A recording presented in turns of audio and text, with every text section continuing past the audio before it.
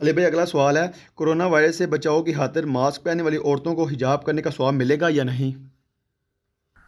ہاں دیکھیں جی، ثواب ملے یا نہ ملے، ایک چیز تو ہے کہ وہ گناہ سے تو بچ جائیں گی. باقی ہم اللہ سے امید کرتے ہیں کہ ثواب بھی ملے گا. اگرچہ ایک حدیث ہے جو اس ڈاکٹرن کو سپورٹ نہیں کرتی، اور وہ حدیث ہے بخاری کی پہلی حدیث جو صحیح مسلم میں بھی ہے، مشکات میں بھی پہلی حدیث وہی ہے جو آپ اکثر عادی سنتے ہیں، انما الاعمال بالنیات. اعمال کا دار و مدار نیتوں پر ہے، اور یہاں اعمال سے مراد نیک اعمال ہے. برا عمل کیا، چاہے اچھی نیت سے کیا یا بری سے، وہ گناہ ہی ہے. اس کے سپورٹ میں اسی حدیث میں آگے الفاظ ہیں کہ جس شخص نے اللہ اور اس کے رسول کے لیے ہجرت کی، اس کی ہجرت اللہ اور اس کے رسول عز و جل و صلی اللہ علیہ وآلہ وسلم کے لیے لکھی جائے گی. اور جس نے کسی عورت سے نکاح کی غرض سے ہجرت کی تو اس کی وہ ہجرت اس عورت کے لیے لکھی جائے گی. گناہ تو نہیں ہوگا، ظاہر نکاح کرنا گناہ تو نہیں ہے، لیکن وہ اس ایکسٹرا آرڈنری ہجرت کے ثواب سے محروم ہو جائے گا. تو اس کے تحت تو جب آپ اپنی دنیاوی منفعت کی خاطر کوئی کام کر رہے ہوتے ہیں تو ظاہر ہے کہ اس میں پھر یہ خطرہ ہوتا ہے کہ وہ پیورلی اللہ کے لیے نہیں ہو رہا ہوتا.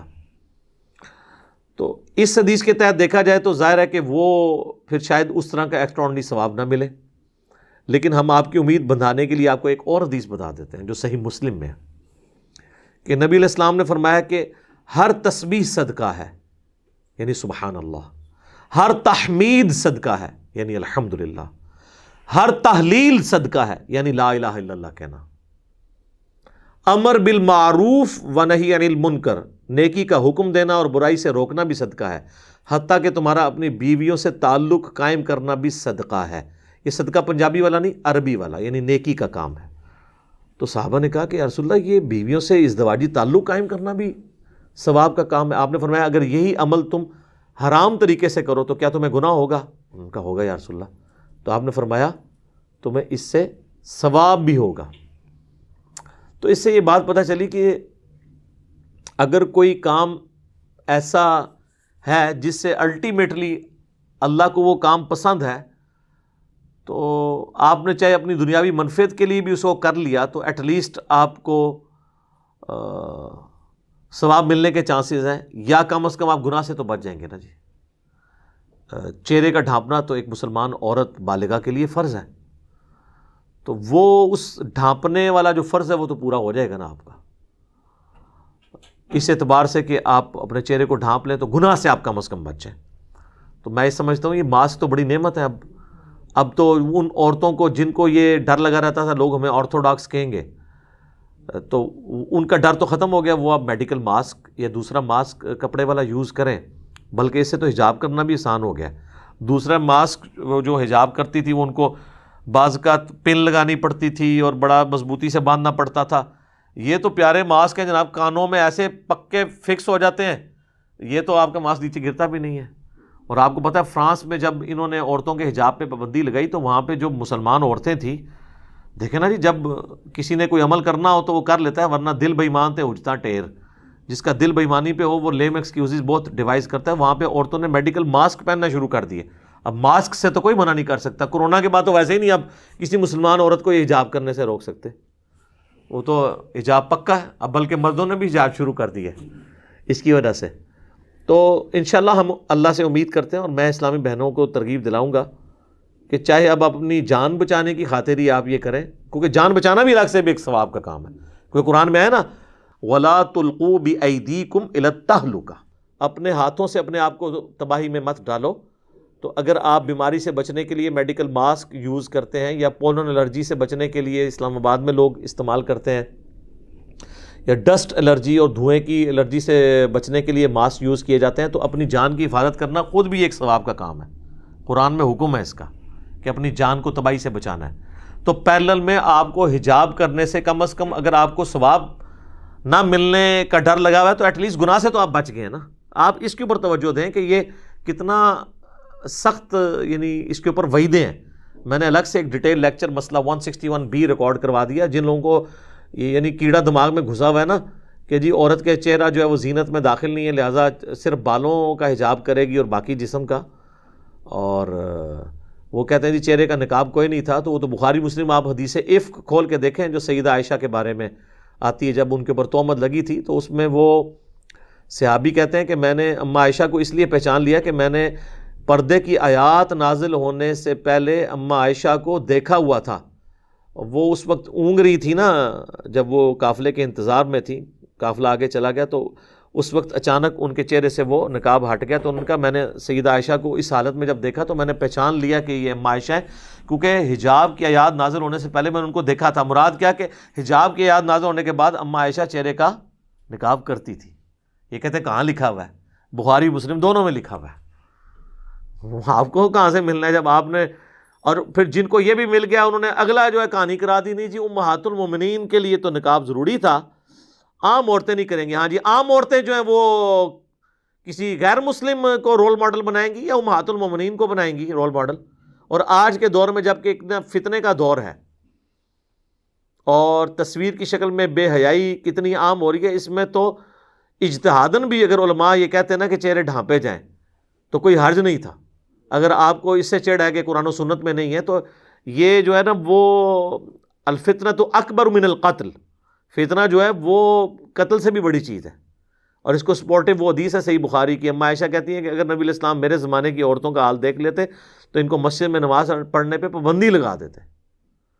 اور یہ اس زمانے کی بات ہو رہی ہے. تو آج کل آپ ذرا سوچیں، جب ہر ہاتھ میں اسمارٹ فون ہے، مساجد کے اندر سی سی ٹی وی کیمرے رکھے ہوئے ہیں، عورتوں کی ویڈیو بنا کے کوئی اس طریقے سے نیٹ پہ چڑھانا شروع کرتے ہیں، تو میں سمجھتا ہوں آج کل تو عورتوں کو مسجد میں اعتکاف بھی نہیں کرنا چاہیے، سیف نہیں ہے. نماز کے لیے بھی جائیں تو حجاب کی حالت میں ہی نماز پڑھیں، عورتوں میں بھی جا کے اپنا حجاب نہ اتاریں. ایسی ایسی بازاری عورتیں پھر رہی ہیں اور وہ ایک گھر میں داخل ہوتی ہیں اور پورے محلے میں اس گھر کی خبر دیتی ہیں اور دوسرے گھروں کی اس گھر میں آ کے دیتی ہیں.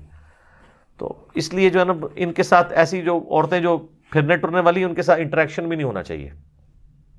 بخاری مسلم میں حدیث ہے، ایک ہجڑا آیا اور وہ ام سلمہ اور ان کے بھائی بیٹھے ہوئے تھے، نبی علیہ السلام کی بیوی ام سلمہ، اور وہ کہنے لگا کہ جب طائف فتح ہوگا نا میں وہاں تمہیں ایک عورت دکھاؤں گا کہ جو جب جاتی ہے تو اتنے اس کے پیٹ پہ بال پڑتے ہیں اور جب واپس آتی ہے تو اتنے، کیونکہ عرب کے لوگ موٹی عورتوں کو پسند کرتے تھے. تو نبی علیہ السلام اچانک اسی وقت وہاں انٹر ہوئے. آپ نے اس ہجڑے کو، حالانکہ ہجڑا تھا، ٹرانسجینڈر تھا، آپ فرمایا کہ اٹھ جاؤ ادھر سے نکل جاؤ، اور آپ فرمایا اس طرح کے لوگ تمہارے قریب نہ آئیں جو تم لوگوں کو اس قسم کی پٹیاں پڑھا رہے ہیں. یہاں پہ بھی جو ہمارے لوگ جو ہے نا وہ آ کے ہمیں بتا رہے ہوتے ہیں وہ جی علی بھائی وہ بڑی بے حیائی ہو گئی ہے جی، اس طرح کی ویڈیو آئی ہے. تسی ویڈیو اس طرح کی کو دیکھ دو، یعنی آپ علم حاصل کرنے کے لیے اس طرح کی بےہودہ ویڈیوز دیکھ رہے ہیں. یہ تو کسی کو بھی نہیں دیکھنی چاہیے، بالکل اوائڈ کرنا چاہیے. آپ نے اس کو دیکھ کے کون سا ایسا علم حاصل کرنا جو لوگوں کو بتانا ہے؟ سب کو پتہ ہے کیا ہو رہا ہے.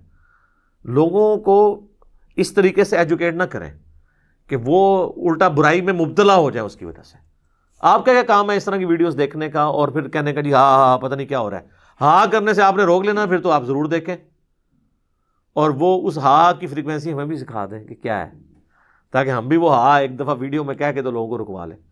سب اس طریقے سے اس طرح کی چیزوں کا ذکر بھی کرنے کی ضرورت نہیں. آج تو مجبوراً میں نے وہ ایک ایشو ڈاکٹر ذاکر نائک کی وجہ سے کھڑا ہوا، وہ میں نے 8-10 دن صبر کر کے ریکارڈ کروایا، اور وہ آپ دیکھ رہے ہیں کہ میں کس طرح ہچکچاہٹ کے ساتھ ان ایشوز کو ڈسکس کر رہا ہوں. کیونکہ تو وہ جو مکہ شریف میں ایک عالم صاحب بیٹھے ہیں ان کا خاصہ ہے کہ وہ اس طرح کے بیہودہ سوالات پہلے انوینٹ کرتے ہیں جو ہمارے آباء و اجداد کے دماغ میں بھی نہیں آئے ہوئے، اور پھر ان کے جوابات دے کے تو اسلام کی خدمت کر رہے ہوتے ہیں. لوگ کہتے ہیں جی دیکھیں جی وہ کتنے مشکل سوالوں کے جواب دیتے ہیں. وہ سوال خود ہی انہوں نے ایجاد کیے ہوئے ہیں اور وہ سوال کو پریکٹیکل لائف سے تعلق بھی نہیں رکھتے. تو قرآن و حدیث میں تو اس قسم کی باتیں نہیں لکھی ہونی تھی نا کہ آپ کو خود سے پہلے وہ دماغ میں کیڑا داخل کیا جائے اور پھر اس طرح کا نکالنے کی کوشش کی جائے. اس لیے ہماری کوشش ہوتی ہے کہ جو واقعی جینون ایشوز ہوں نا ان کے اوپر بات کی جائے. تو مہربانی کریں، ہماری اسلامی بہنوں کے لیے موقع ہے، ابھی حجاب شروع کر دیں میڈیکل ماسک کے ذریعے یا کپڑے کے ماسک کے ذریعے. ثواب ملے نہ ملے، امید ہے ثواب بھی ملے گا، ایٹ لیسٹ وہ گناہ سے تو بچ جائیں گی نا. تو یہ کوئی چھوٹی بات ہے کہ وہ گناہ سے بچ رہی ہیں.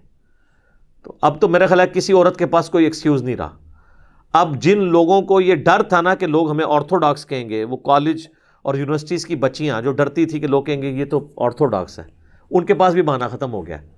آپ کو اگر یہ خطرہ ہے، حالانکہ میں نے بہت پہلے یہ مشورہ دیا تھا، آج سے 4 سال پہلے ویڈیو ریکارڈ کری تھی اس وقت بھی، کہ اگر آپ کو خطرہ ہے تو آپ میڈیکل ماسک یوز کریں۔ اور اب تو یہ کورونا سے 4 سال پہلے ہی میں نے یہ کہہ دیا تھا، اب تو آپ کو کوئی سمجھے گا بھی نہیں، بلکہ شاید ماڈرن سمجھے گا کہ یار یہ تو بڑے سائنٹیفکلی اپنی صحت کا خیال رکھنے والے لوگ ہیں جو میڈیکل ماسک استعمال کرتے ہیں۔ اب آرتھوڈاکس آپ کو نہیں سمجھے گا۔ اگر آپ نے وہ والا حجاب نہیں کرنا تو آپ وہ والا حجاب کریں، میڈیکل ماسک یوز کریں، اور باقی بالوں کے اوپر تو آپ ویسے ہی کر لیں۔ تو جن لوگوں کو چہرہ چھپاتے ہوئے پہلے آر محسوس ہوتی تھی تو اب وہ یہ کرنا شروع کر دیں، تو ایٹ لیسٹ اللہ کے حضور وہ گناہ سے تو بچ جائیں گی نا۔ اور میں امید کرتا ہوں انشاءاللہ تعالیٰ ان کو ثواب بھی مل جائے گا انشاءاللہ تعالیٰ۔